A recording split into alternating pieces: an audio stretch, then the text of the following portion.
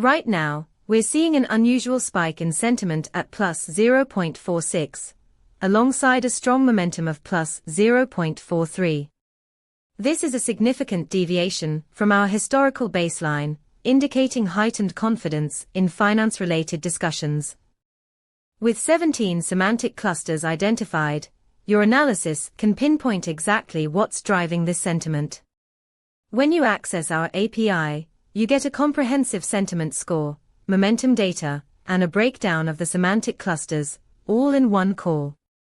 For instance, you can leverage this data to optimize your trading algorithms by integrating sentiment shifts into your decision-making process. If you want to dive deeper into this data and see how it can elevate your projects, check out our documentation at pulsebit.lojenterprise.com/docs.